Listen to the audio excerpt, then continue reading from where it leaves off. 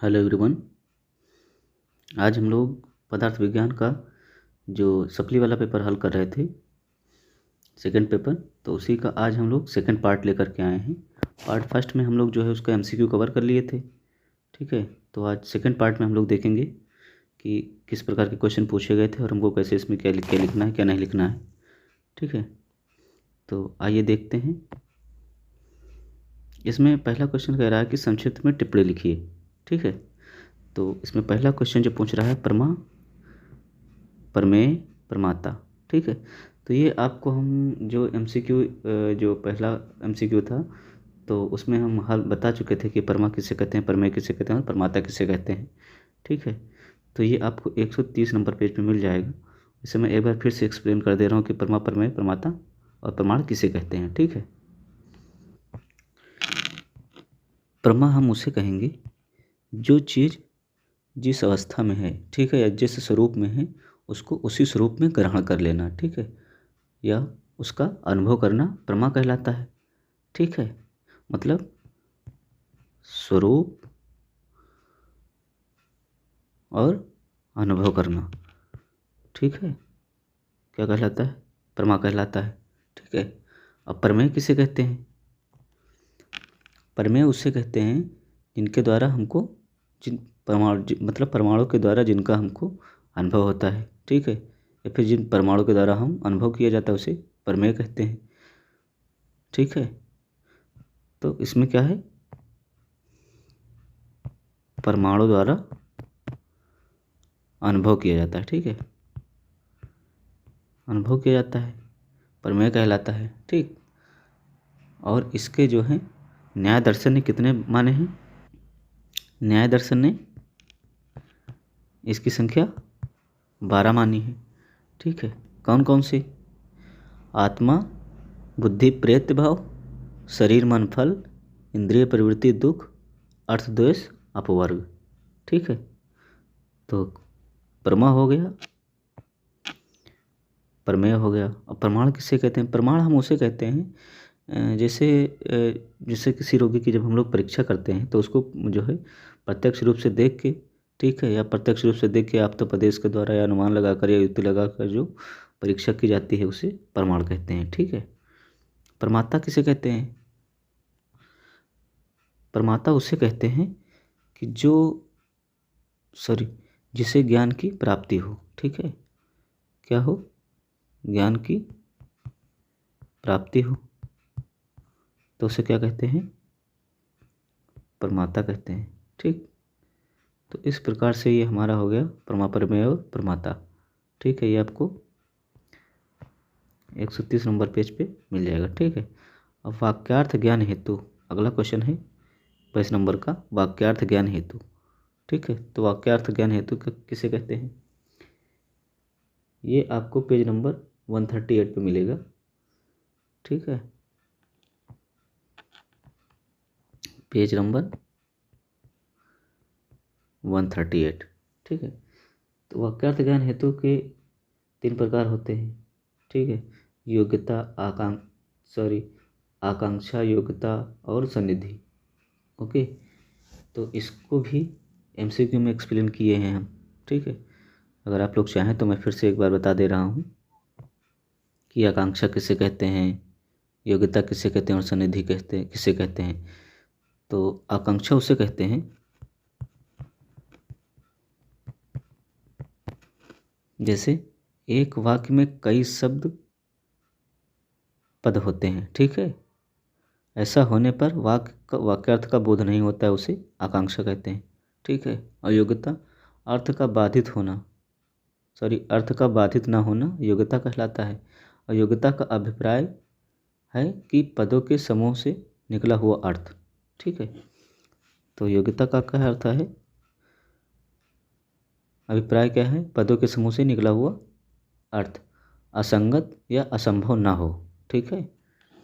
तो इस प्रकार से योग्यता हो गया। और सन्निधि, सन्निधि असक्ति का अर्थ है समीप या निकटता, अर्थात अवबोध कराने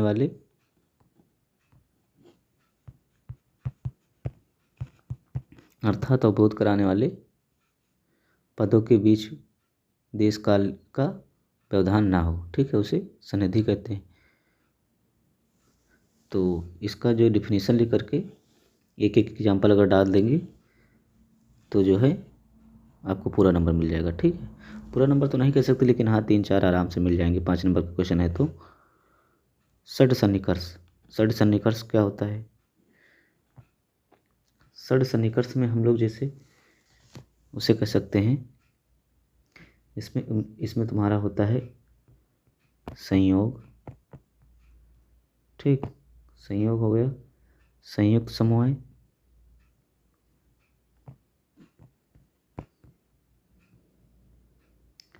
संयुक्त समवाय, ठीक, और उसके बाद संयुक्त संवेद समवाय, संवेद समवाय, ठीक है, और फिर समवाय,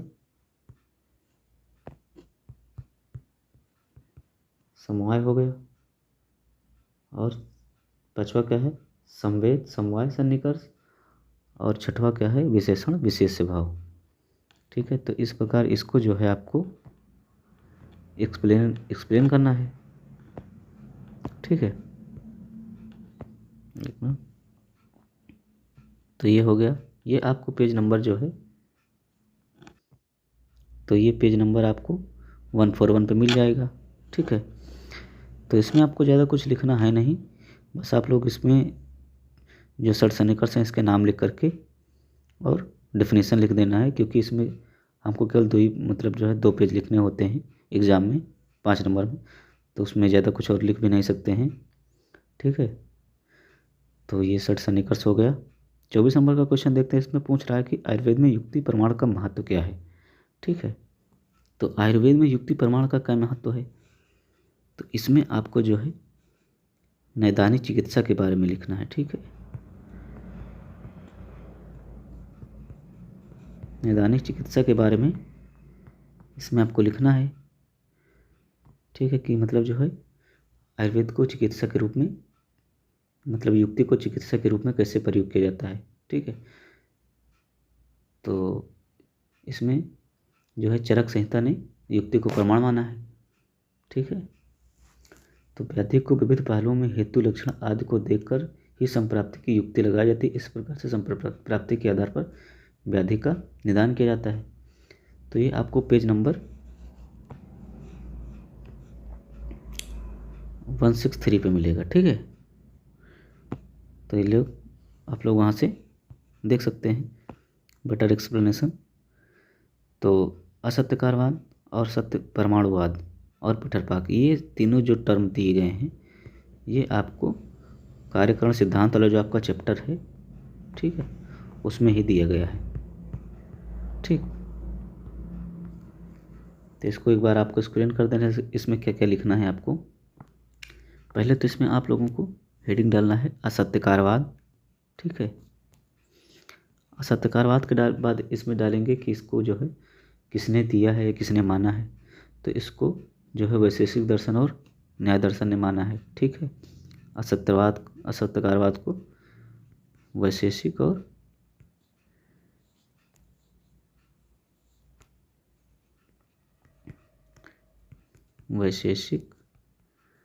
और न्याय दर्शन ने, ठीक है, न्याय दर्शन ने इसको माना है। अब इसका फिर आप लोग हेडिंग डालेंगे पर्याय। पर्याय किसे कहते हैं? आरंभवाद का पर्याय क्या है? असत्यकारवाद का पर्याय क्या है? तो असत्यकारवाद का इसे पर्याय हो जाएगा इसका, ठीक है, पर्याय इसका हो जाएगा आरंभवाद, ठीक है, आरंभवाद हो जाएगा। तो असत्यकारवाद का मतलब होता यह है कि जैसे कोई कार्य जब हो रहा है, ठीक है, तो कार्य हो रहा है लेकिन उसका रीजन नहीं पता है, ठीक है, तो उसे असत्यकारवाद कहते हैं। और ऐसे ही सत्यकारवाद आता है। तो सत्यकारवाद में ये होता है कि जैसे कोई रीजन पता है और कार्य हो रहा है तो उसे असत्यकारवाद कहते हैं, ठीक है। और सॉरी उल्टा हो गया, सत्यकारवाद कहते हैं जिसे कारण पता है और कार्य हो रहा है, ठीक है, तो सत्यकारवाद कहेंगे। कार्य हो रहा है और कारण नहीं पता है तो असत्यकारवाद कहेंगे। ठीक है, तो इस प्रकार से असत्यकारवाद हो गया। फिर इसमें आपको जो है पर्याय लिखने हैं, पर्याय हो गया। फिर इसमें इसको पर्याय मतलब इसको आरंभवाद कहते हैं, ये भी हो गया। फिर इसके प्रमुख सिद्धांत क्या है, मतलब और क्या क्या इसमें मतलब जो है किसने क्या माना है, ये आपको लिखना है। ठीक है, तो ये आपको जो है कार्यक्रम वाले सिद्धांत वाले चैप्टर में मिल जाएगा। और परमाणुवाद देखते हैं, परमाणुवाद किसे कहते हैं। परमाणुवाद में भी हम लोग जो है पहले सिद्धांत लिखेंगे कि किसने कौन इस सिद्धांत को किसने माना है। तो परमाणुवाद सिद्धांत को वैशेषिक दर्शन ने माना है। ठीक है, वैशेषिक दर्शन ने माना है। और इसके जो पर्याय होते हैं तो परमाणुवत्व तो होते हैं, परिमाणवान होते हैं परमाणु। ठीक है, तो ये इसके पर्याय हो गए। ठीक है, ये भी आपको उसमें मिल जाएगा कार्यकारण सिद्धांत वाले चैप्टर में। ठीक है, और पीठरपाक किसे कहते हैं। पीठरपाक को न्याय दर्शन ने माना है। ठीक है, तो पहले वालों को वैशेषिक दर्शन न्याय दर्शन ने दोनों माना है। फिर परमाणुवाद को वैशेषिक दर्शन ने माना है और पीठरपाक को न्याय दर्शन ने माना है। ठीक है, इसको न्याय दर्शन ने माना है। ठीक, तो इसमें पीठरपाक में क्या होता है, पीठरपाक में होता ये है कि इसके जो पीठर का अर्थ होता है, पीठर का अर्थ होता है पिंड। ठीक है, पिंड या संपूर्ण द्रव्य, इसके अर्थ होते हैं। ठीक है, तो ये हो गया। बाकी जब आप लोग देखेंगे पेज नंबर 184 पे, तो वहाँ से आप लोग देख सकते हैं। ठीक, तो ये पीठरपाक हो गया। पंचपंचक क्या होता है। पंचपंचक में हम लोग देखते ये हैं कि इसमें जो है सभी चीज़ें 5-5 होती हैं। ठीक है, सभी चीज़ें 5-5 होती हैं। ठीक, तो जब आप लोग प्रत्यक्ष प्रमाण वाला चैप्टर खोलेंगे, ठीक है, तो उसमें पेज नंबर 146 पे दिया गया है, पेज नंबर 146। ठीक है, वहाँ पे दिया गया है। तो इसमें होता ये है कि जैसे पंचेंद्रिय होती हैं, पंचेंद्रिय द्रव्य होते हैं। ठीक है, और पंच अधिष्ठान होते हैं, फिर पंच इंद्रियों के अर्थ होते हैं, फिर पंच इंद्रिय बुद्धि होती है। ठीक है, तो पंच इंद्रिय के द्रव्य क्या होते हैं, पंच इंद्रिय किसे कहेंगे, श्रोत, स्पर्शन, चक्षु और रसन, घ्राण। ठीक है, तो ये पंचेंद्रिय हो गए। और फिर पंचद्रव्य किसे कहेंगे, पंचद्रव्य में तुम्हारे होगा आकाश, वायु, अग्नि, जल और पृथ्वी। ठीक है, तो ये क्या हो गए, तुम्हारे द्रव्य हो गए। ठीक, 5 द्रव्य हो गए। फिर अर्थ क्या होते हैं, सॉरी अधिष्ठान, एक मिनट,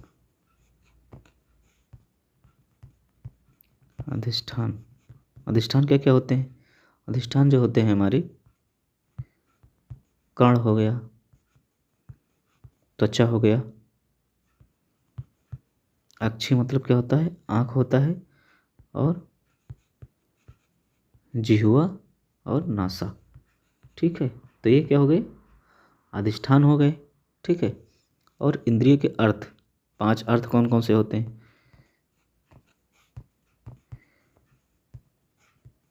5 अर्थ होते हैं तुम्हारे शब्द,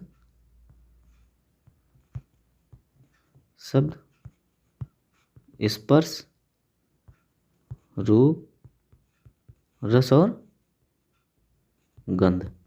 ठीक है, तो ये तुम्हारे पंच इंद्रिय के अर्थ हो गए।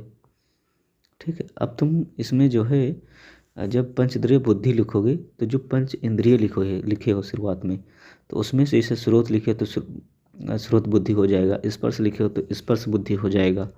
ठीक है, चक्षु लिखे हो तो चक्षु बुद्धि हो जाएगा, रसन लिखे हो तो रसन बुद्धि हो जाएगा। तो इसी प्रकार से आपको पंचेंद्रिय बुद्धि लिख सकते हो। ठीक है, तो इसमें आपको डेफिनेशन या फिर श्लोक के रूप में लिख के जो है आप लोग लिख सकते हैं। ठीक है, तो ये आपको पेज नंबर 146 पे मिलेगा, 146। इसमें ज़्यादा कुछ नहीं लिखना है, पंचपंचक की डेफिनेशन लिख के बस 5-5 के सबके नाम लिख देने हैं, बस हो गया। ठीक है, फिर देखते हैं लॉन्ग क्वेश्चन। इसमें कह रहा है 29 नंबर का क्वेश्चन जो है कह रहा है कि आप्त का लक्षण लिखकर अनुसंधान के क्षेत्र में आप्तोपदेश का महत्व प्रतिपादन कीजिए। ठीक है, तो अब इसमें आपको क्या करना है, तो इसमें पहले आपको आप्त के लक्षण लिखने हैं। ठीक है, आप्त के लक्षण लिखने हैं। तो आप्त के लक्षण में आपको क्या लिखना है, इसमें जो एक जो श्लोक दिया गया है, रजस्तमोभ्याम निर्मुक्ता अस्तपो ज्ञान बलेन वाला। ठीक है, तो वो आपको श्लोक लिख करके पूरा, ठीक है, बाद में उसको हिंदी लिख देना है कि जैसे जो रज और तम से मुक्त हो गए हैं। ठीक है, ये हो गया, इस रूप लिख कर उसकी हिंदी लिख देंगे। फिर पूछ रहा है कि इसमें अनुसंधान के क्षेत्र में आप्तोपदेश का महत्व। ठीक है, तो इसमें क्या करना है आपको, जो है आप्तोपदेश जो चैप्टर है तो उसका जो है चिकित्सीय क्या महत्व है, अनुसंधान मतलब होता है चिकित्सीय रूप में उसका महत्व लिखिए। ठीक है, तो जब चिकित्सीय महत्व आप लोग देखेंगे, तो जब आप लोग चिकित्सीय महत्व देखेंगे उसमें पेज, ये बुक में आपको पेज नंबर 134 पे मिलेगा। ठीक है, पेज नंबर 134। तो इसमें आपको क्या करना है, निदान एवं चिकित्सा में आप्तोपदेश का महत्व हेडिंग डाल करके लिखना है। वैध रोगों की परीक्षा के लिए उपदेश को आप्तोपदेश कहते हैं। ठीक है, तो इसमें वही वाला लिखना है, जैसे ऐसे परिकोपण वाला, ऐसे स्वरूप वाला, ऐसे स्थान वाला, ठीक है, ऐसे कर्म वाला। तो इसी प्रकार से आपको इसमें लिखना है। ठीक है, तो इसमें क्या क्या बताए, आपके लक्षण लिख कर श्लोक वाला श्लोक लिख करके उसकी हिंदी लिखना है। फिर नेक्स्ट हेडिंग डाल करके इसमें जो है चिकित्सा के बारे में लिखना है कि कैसे चिकित्सा की जाएगी। ठीक है, तो ये हो गया। 30 नंबर का क्वेश्चन देखते हैं। 30 नंबर का क्वेश्चन कह रहा है इसमें अंतःकरण का उल्लेख करते हुए आयुर्वेद में प्रत्यक्ष प्रमाण की उपयोगिता को सिद्ध कीजिए। ठीक है, तो क्या है इसमें, प्रत्यक्ष प्रमाण की उपयोगिता के सिद्ध कीजिए। तो इसमें भी आपको जो है प्रत्यक्ष प्रमाण वाला जो चैप्टर है आपका, तो उसमें दिया है चिकित्सा के बारे में। ठीक है, तो चिकित्सा कैसे की जाती है, प्रत्यक्ष प्रमाण द्वारा चिकित्सा कैसे की जाती है, वही आपको इसमें लिखना है। ठीक है, जैसे परीक्षा विधि की उपयोग, उसमें हेडिंग दिया है कि निदान चिकित्सा में परीक्षा विधि की उपयोगिता के बारे में लिखिए। ठीक है, तो ये आपको पेज नंबर 131 पे मिल जाएगा। ठीक है, पेज नंबर 131 पे। ठीक, बाकी मैं थोड़ा बहुत आपको बता दे रहा हूँ कि कैसे क्या करना है। तो आपको ये वाली हेडिंग डालनी है, आयुर्वेद में प्रत्यक्ष प्रमाण की उपयोगिता को, प्रत्यक्ष प्रमाण में आयुर्वेद की उपयोगिता, इस प्रकार से आप लोग हेडिंग डालेंगे। ठीक है, फिर उसके बाद में आपको लिखना है, तो जब इसमें आप लोग लिखेंगे तो इसमें आपको लिखना है प्रत्यक्ष के द्वारा परीक्ष विषय। ठीक है, परीक्षा, और स्रोत के द्वारा परीक्ष विषय, कर्ण के द्वारा परीक्ष विषय, और ग्रहण के द्वारा परीक्ष विषय। ठीक है, और रसन के द्वारा इसमें नहीं लिखा जाएगा, क्योंकि किसी की जब हम चिकित्सा करते हैं तो जीवा से चाट के थोड़ी ना हम उसकी चिकित्सा करेंगे। ठीक है, तो इस प्रकार से जो है कितने लिखने हैं हमको, 5 लिखने हैं और 1 नहीं लिखना है। ठीक है, उसके बाद जो है आपको हेडिंग डाल के अनुमान द्वारा चिकित्सा लिख देनी है, अनुमान द्वारा कैसे चिकित्सा की जाती है, तो यही सब आपको लिखना है इसमें। ठीक है, तो ये आपको पेज नंबर 131 पे मिलेगा। ठीक है, सॉरी ये वाला 31 नंबर का क्वेश्चन देखते हैं क्या कह रहा है। 31 नंबर क्वेश्चन कह रहा है कि चरक एवं न्याय दर्शन के अनुसार अनुमान के प्रकालिक हेत्वाभास का वर्णन कीजिए। ठीक है, और इसमें 30 वाले में एक चीज़ और मैं बता दूं, 30 नंबर वाले क्वेश्चन में इसमें कह रहा है कि अंतःकरण का उल्लेख करते हुए, ठीक है। तो ये जब आप लोग ये वाला लिख लेंगे या फिर पहले ये वाला लिख लेंगे, ठीक है, तो इसमें अंतःकरण वाला जो है आपको पेज नंबर 148 पे जो आप लोग देखेंगे, ठीक है, तो इसमें बाह्य से अंतःकरण के इसमें लिखा है बाह्यकरण से अंतःकरण प्रधान होते हैं, ठीक है। अंतःकरण की प्रधानता निम्न बातों पर सिद्ध की जाती है। तो जब ये आप वहाँ से जब पेज नंबर 148 पे देखेंगे तो वहाँ पे मिल जाएगा, ठीक है। तो इसमें दो चीज़ें आपको लिखनी है। कह रहा है कि अंतःकरण का उल्लेख करते हुए आयुर्वेद में प्रत्यक्ष प्रमाण की जो है उपयोगिता की सिद्ध कीजिए। तो इसमें पहले अंतःकरण के बारे में लिखना है जो पेज नंबर 148 पे मिल जाएगा, और फिर प्रत्यक्ष प्रमाण की उपयोगिता, ठीक है, जो कि अभी पीछे बताए हैं हम इसमें कि क्या क्या करना है क्या नहीं करना है, ठीक है। तो वहाँ से आप लोग इसको देख सकते हैं। 31 नंबर वाला क्वेश्चन देखते हैं। तो इसमें चरक और न्याय दर्शन के अनुसार अनुमान के प्रकार हेतुवाद का वर्णन कीजिए। तो पहले आपको इसमें चरक के जो है अनुमान के प्रकार लिखने हैं, फिर दर्शन के अनुसार अनुमान के प्रकार लिखने हैं, ठीक है। तो इसमें जो चरक ने कितने माने हैं और दर्शन ने कितने माने हैं ये आपको मैं बता देता हूँ, ठीक है। देखो इसमें जो है न्याय दर्शन ने भी 3 माने हैं, ठीक है, 3 माने हैं, और न्याय दर्शन ने भी 3 माने हैं, ठीक। कौन कौन से 3 माने हैं?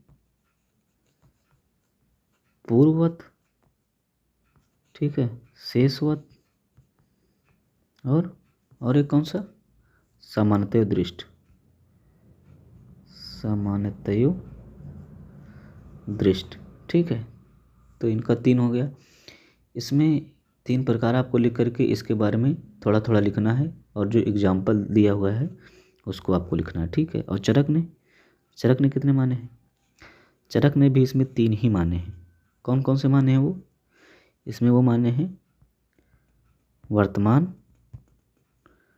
भूत और भविष्य, ठीक है, वर्तमान, भूत और भविष्य, वो भी 3 माने हैं। तो इसको भी आपको तीनों लिख करके एक्सप्लेन करना है, क्योंकि ये ज़्यादा बड़ा टॉपिक नहीं है कि हिसाब से देखा जाए, जो क्वेश्चन जिस हिसाब से पूछा गया है, ठीक है।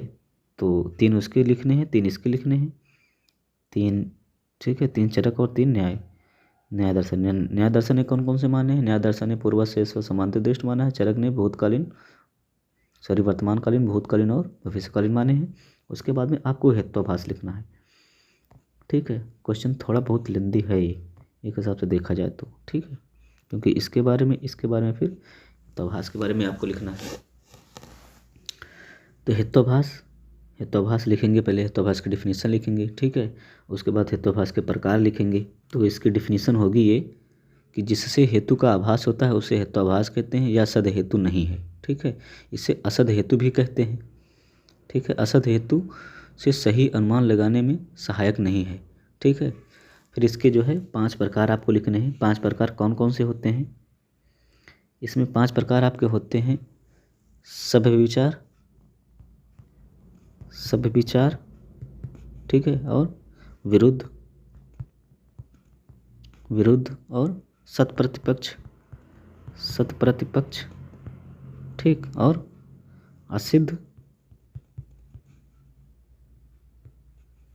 असिद्ध और बाधित, ठीक है। तो इसके 5 प्रकार होते हैं। तो ये आपको पांचों का डिफिनीसन लिखना है, ठीक है, और इसमें कुछ नहीं करना है। अगर उदाहरण याद है तो लिखना, अदरवाइज छोड़ देना, ठीक है। तो ये हो गया 31 नंबर वाला क्वेश्चन।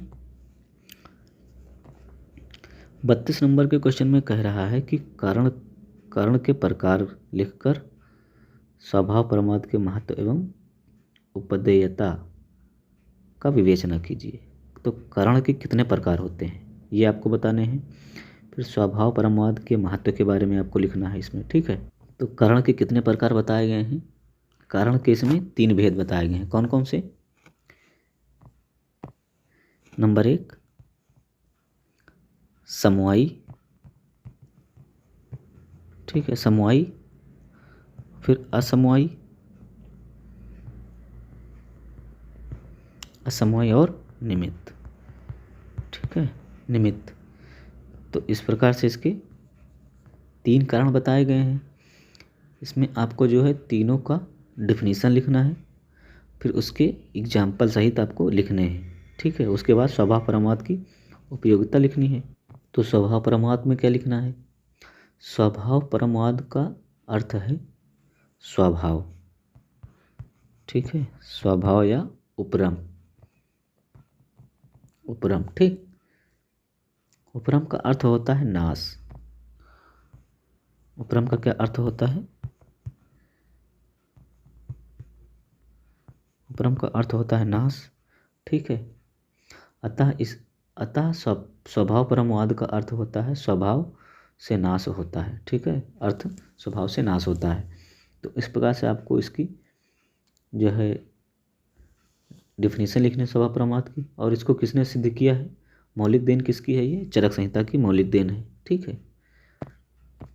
चरक संहिता की मौलिक देन है, ठीक है, चरक संहिता। तो ये हो गया। फिर उसके बाद में आप लोग जब पेज नंबर 185 देख लेंगे वहाँ से, ठीक है, तो आपको समझ में आ जाएगा कि कैसे लिखना है कैसे नहीं लिखना है। और कोशिश करिएगा कि इसकी जो है 1-2 एग्जाम्पल ज़रूर लिखिएगा, ठीक है, हर क्वेश्चन का प्रॉपरली हेडिंग डाल के।